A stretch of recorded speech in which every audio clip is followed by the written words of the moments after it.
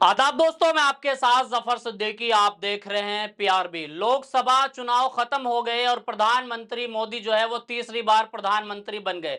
और स्पीकर पद को लेकर जो बवाल चल रहा था, इसी बीच खबर यह भी दिखाई गई थी कि स्पीकर का चुनाव होगा, लेकिन ध्वनि मत द्वारा यानी कि शोर हंगामा करके जो है फिर से स्पीकर पद पर जो है ओम बिरला को नियुक्त कर दिया गया।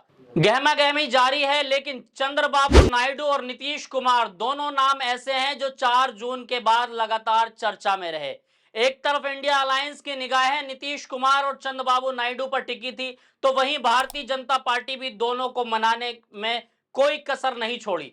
आखिरकार नतीजा यह निकला कि दोनों ने अपना समर्थन जो है वो भाजपा को दे दिया और दोनों ने बड़ी उम्मीदें जताई थी कि भाजपा जो है हमें वो सब कुछ देगी जिसकी हमने कभी कल्पना भी नहीं करी होगी। यानी कि दोनों लोग जो है वो अपने अपने जो है राज्य के मुख्यमंत्री हैं, नीतीश कुमार भी और चंद्रबाबू नायडू आंध्र प्रदेश से और नीतीश कुमार जो है वो बिहार से। और बिहार के मुख्यमंत्री एक ऐसे मुख्यमंत्री है जिन पर लोग जो है ये कहते हैं कि वो पलटू राम है। पलटू राम आखिर कहें क्यों नहीं? क्योंकि सिर्फ गद्दी ही प्यारी है। गद्दी के चक्कर में उन्होंने जो है 9 बार के मुख्यमंत्री बने। कम समय में 9 बार के मुख्यमंत्री बनना यह भी एक बहुत बड़ी बात है। जिस तरीके से लगातार हम आपको अपडेट दे रहे हैं कि किस तरीके से स्पीकर पद को लेकर जो है पहले मामला चल रहा था, फिर मांग ये हुई कि गृह मंत्रालय दे दिया जाए, रक्षा मंत्रालय दे दिया जाए। जब यहां तक बात नहीं बनी तो फिर कहा कि लोकसभा का हमें स्पीकर बना दिया जाए, रेल मंत्रालय दे दिया जाए, वित्त मंत्रालय दे दिया जाए, गृह मंत्रालय हमें दे दिया जाए। लेकिन हुआ क्या कुछ, वो सब आपने देखा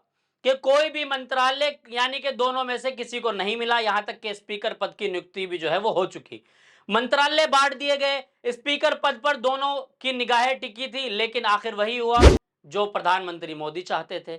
यानी कि स्पीकर पद जो है वो भी उनके पास चला गया, या जिनके पास पहले था, जिनका नाम ओम बिरला है। ओम बिरला के पास स्पीकर पद चला गया। ट्विटर पर एक ट्रेंड चल रहा था जिसका ट्रेंड का नाम रखा था हैशटैग झुनझुना मंत्रालय। हैशटैग झुनझुना मंत्रालय जो है वो ट्विटर पर ट्रेंड कर रहा था। और ट्रेंड क्यों ना करे, क्योंकि झुनझुना मंत्रालय तो क्या सच में झुनझुना मंत्रालय, तो सच में नीतीश कुमार और चंद्रबाबू नायडू दोनों को मंत्रालय जो मिला है उसका जनता का यह कहना है कि उनको झुनझुना मंत्रालय मिला है। यह सोशल मीडिया पर तेजी से वायरल हो रहा था।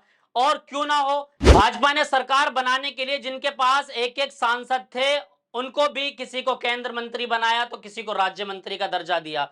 तो कहीं ना कहीं दोनों को ये उम्मीदें थी कि हमें जो है वो बड़ी पूछ होगी, हमें हमें बड़े मंत्रालय मिलेंगे, लेकिन कुछ नहीं हुआ। नीतीश कुमार के पास जहां 12 सांसद थे, वहीं चंद्रबाबू नायडू के पास जो है वो 16 सांसद। तो किसी बड़े बड़े मंत्रालय का सपना आखिर क्यों ना देखे। स्पीकर पद की मांग को लेकर जो है जो इनकी मांगे थी वो भी कहीं ना कहीं गलत नहीं थी, लेकिन उनको स्पीकर पद भी उनको नहीं मिल पाया। अब सूत्रों के हवाले से यह खबर पहुंच रही है कि 29 जून को नीतीश कुमार दिल्ली के अंदर यानी कि देश की राजधानी में बड़ी बैठक कर रहे हैं, जिसमें कई अहम फैसले लेने की बात की जा रही है। नीतीश कुमार एनडीए के खिलाफ कोई बड़ा फैसला ले सकते हैं, यह तो समय ही बताएगा। लेकिन यह कहा जा रहा है कि नीतीश कुमार और चंद्रबाबू नायडू की नाराजगी जो है वो जारी है और दोनों जल्द ही कोई बड़ा फैसला ले सकते हैं। तो क्या कुछ होगा, यानी कि संसद के अंदर जो है यह कहा जा रहा है कि क्या बड़ा फैसला ले सकते हैं, क्योंकि उनको जो उनकी मांगे थी वो पूरी नहीं हुई। क्या भरी संसद में एनडीए की सरकार गिर सकती है? एक तरफ जहां यह कहा जा रहा है कि एनडीए की सरकार जो है गिरने की वो लोग कल्पना कर रहे हैं, कह रहे हैं कि हो सकता है कि एनडीए की सरकार गिर जाए, क्योंकि नीतीश कुमार और चंद्रबाबू नायडू जो है दोनों नाराज है। चंद्रबाबू नायडू जहां के मुख्यमंत्री यानी कि आंध्र प्रदेश के मुख्यमंत्री है, चंद्रबाबू नायडू की जनता यानी कि जिन्होंने उनको जो है 16 सांसद चुनकर दिए हैं, वहां की जनता चंद्रबाबू नायडू से भी नाराज है। चंद्रबाबू नायडू से वहां की जनता इसलिए नाराज है, वहां की जनता का यह कहना है कि हमने प्रधानमंत्री मोदी के खिलाफ तुम्हें वोट करके सांसद बनाकर दिया है, प्रधानमंत्री मोदी के खिलाफ हमने तुम्हें मुख्यमंत्री बनाया है, लेकिन अगर तुम प्रधानमंत्री मोदी के साथ जा रहे हो तो हमारा और आपका रास्ता बिल्कुल अलग है। तो क्या चंद्रबाबू नायडू लेकिन इस चक्कर में थे, यानी कि चंद्रबाबू नायडू ये सोच रहे थे नीतीश कुमार, दोनों की क्या बातचीत चल रही थी, लगातार दोनों एक दूसरे मीटिंग में एक साथ थे, एनडीए के जो घटक दल थे उनके साथ बैठ उठ हो रही थी, चाय पानी नाश्ता वाश्ता सब कुछ चल रहा था। लेकिन इसी बीच जब ये खबर आई कि चंद्रबाबू नायडू की जो मांग थी कि स्पीकर पद मुझे मिलेगा, लेकिन उधर जहां चंद्रबाबू नायडू एनडीए की मीटिंग में पहुंच रहे थे दिल्ली, प्रधानमंत्री मोदी से मुलाकात कर रहे थे, वहीं उनके खिलाफ उनके जो लोग हैं आंध्र प्रदेश के लोग उनके जो है तस्वीरों को आग के हवाले कर रहे थे। उनका मानना यह था, उनकी जो गुस्सा नाराजगी थी कि हमने प्रधानमंत्री मोदी के खिलाफ वोट किया है। लेकिन आप प्रधानमंत्री मोदी के साथ बैठकर तस्वीरें खिंचवा रहे हैं क्योंकि लोगों तक ये खबरें पहुंच रही थी कि चंद्रबाबू नायडू ने जो समर्थन दे दिया है।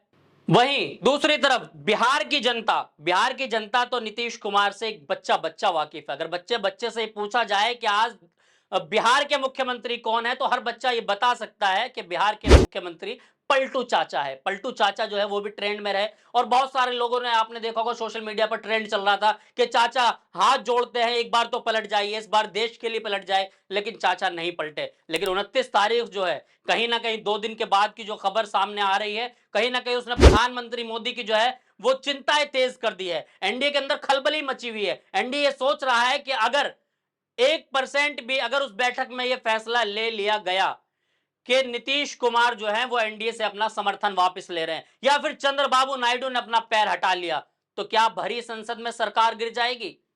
जबकि हम इसकी जिम्मेदारी नहीं लेते, हम ना ऐसा कुछ कह रहे हैं, लेकिन लोग ऐसा मतलब अपनी जो है वो उम्मीदें जता रहे हैं क्योंकि प्रधानमंत्री मोदी के खिलाफ जो इस बार देश का मैंडेट रहा है, मैंडेट नहीं मिला, यानी कि बहुमत जो है वहां उस आंकड़े को कोई नहीं पहुंच पाया। यानी कि 272 का जो आंकड़ा बहुमत के लिए चाहिए होता है, उस आंकड़े को इस बार कोई नहीं छू पाया। उस आंकड़े की तरफ सभी लोग भाग रहे थे। इंडिया अलायंस ये कह रहे थे 295 सीटें लाएंगे। प्रधानमंत्री मोदी और उनके भाजपा के घटक दल के लोग ये कहते हैं अब की बार 400 पार सीटें आएगी तो संविधान बदला जाएगा। लेकिन देश के संविधान में मैं समझता हूं कि लोगों को विश्वास है और लोगों ने संविधान के समर्थन में जो इस बार वोट किया और प्रधानमंत्री मोदी को जो है वो मैंडेट नहीं मिला जो मिलना चाहिए था। लेकिन 29 तारीख, यानी कि मैं तीसरी बार दोहरा रहा हूं, 29 तारीख जो है वो बहुत बड़ा उस दिन फैसला हो सकता है। यानी कि नीतीश कुमार और चंद्रबाबू नायडू ने अगर उस दिन कोई बड़ा फैसला लिया तो भरी संसद में, यानी कि संसद अभी लगातार चल रही है, तमाम सांसदों ने शपथ भी ली है, भरी संसद में अगर सरकार गिरी तो क्या होगा? क्योंकि दोनों जो है वो नाराज चल रहे हैं, उनकी नाराजगी जायज भी है क्योंकि उन्हें कोई भी बड़े मंत्रालय नहीं दिए गए, स्पीकर पद पर उनकी सहमति नहीं मिली। तो आखिर क्या प्रधानमंत्री से कोई बातचीत हो रही है इस बीच? क्योंकि 29 तारीख का जो ऐलान है, 29 तारीख तक क्या कुछ अपडेट रहेगी, हम लगातार आपको अपडेट्स पहुंचा रहे हैं। और आप हमारी वीडियो को देखकर क्या कुछ सोचते हैं अपनी राय कमेंट बॉक्स में जरूर दें। जब तक के लिए बने पीआरबी के साथ लेता हूं आपसे अलविदा, फिर हाजिर होंगे किसी नई वीडियो के साथ।